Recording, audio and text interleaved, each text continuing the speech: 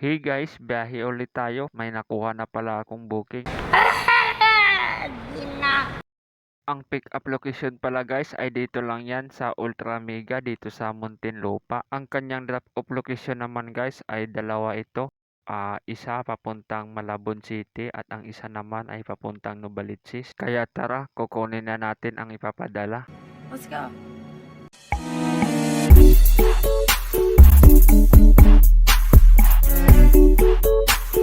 5 minutes later. Dito na ako guys sa pick-up location sa Ultra Mega. Inabot na sa akin ni Manong Guard ang ipapadala. Dalawang piraso pala to guys, dalawang maliit na envelope. Ang isa guys ay dadalhin ko pala ito sa Ortigas Street, Tunsuya, Malabon City. At ang isa naman guys ay dadalhin ko ito sa Villa Magdalena sa may Novaliches. Matindi pala racket niya. Let's go, G!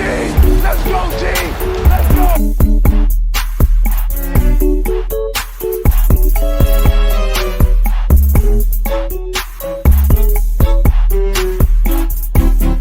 6.5 hours later.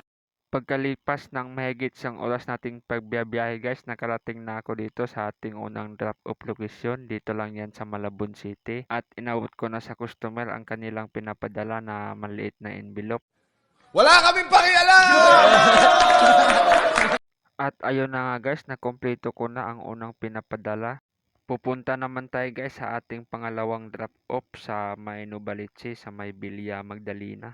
Let's go! 3 days later. Di nagtagal guys, nakarating na nga ako dito sa may village ng Villa Magdalena. Yes! Definitely! May entrance fee pala dito guys, kaya inabutan ako ni Manong Guard ng ticket. Pero 5 piso lang naman yan guys. Wow naman! Wow! Wow!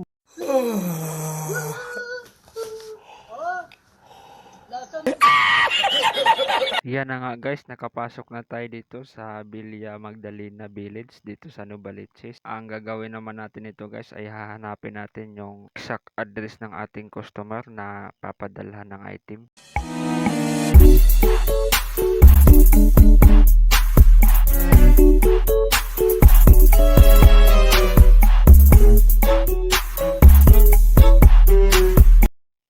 Sa wakas guys, nakita ko din ang bahay ng ating customer. Mali kasi yung street na una kong napuntahan guys. Sabi kasi ng ating customer nung tinawagan ko, hindi daw natitrace ng Google Map ang kanyang exact na address kung ano yung block at saka lot. Kaya medyo nahirapan tayo maghanap sa kanyang bahay. Gago!